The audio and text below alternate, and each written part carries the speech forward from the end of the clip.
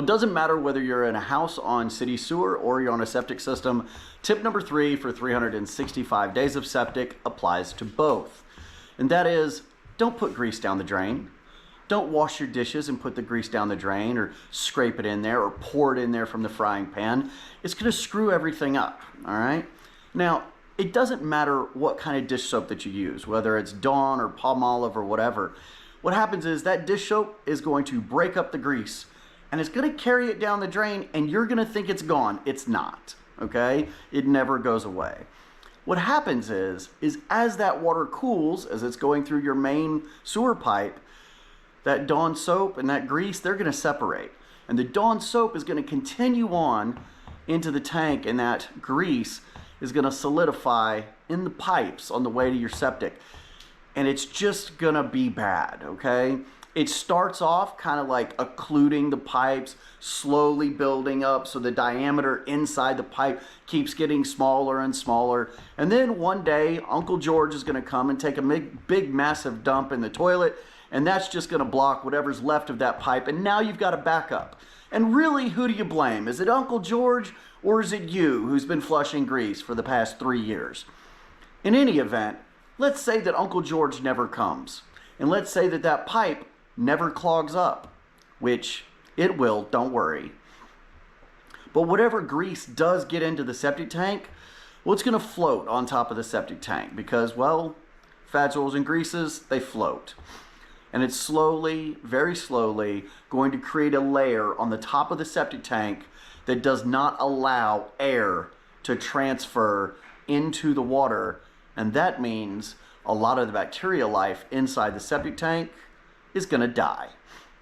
And since your septic tank is based entirely on being its own little biodome, now we're not going to be breaking down the waste the right way. Now you've got to pump the septic tank more often, and to make matters worse, that grease is going to jam up the filter, if you have one, in your septic tank, and that's going to cause a backup.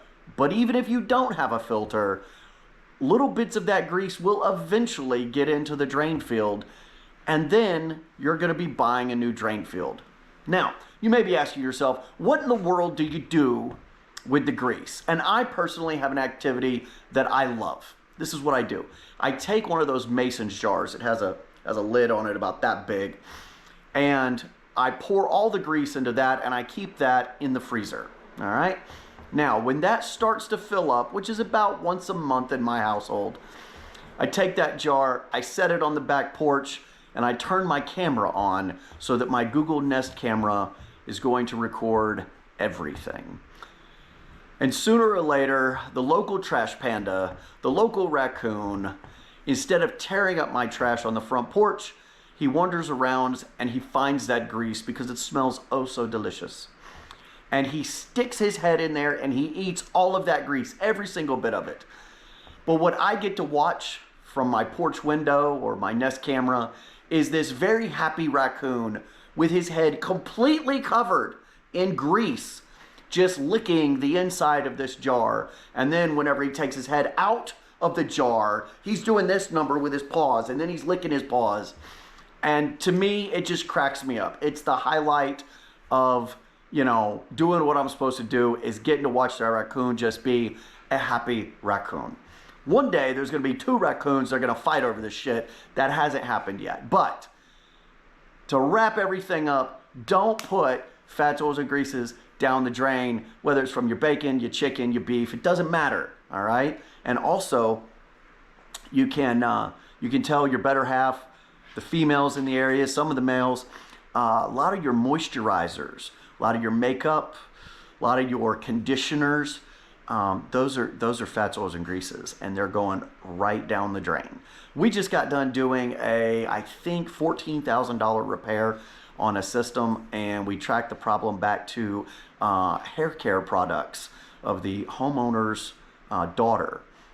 I wouldn't have wanted to be in that conversation. Y'all have a wonderful day. We'll see you next time.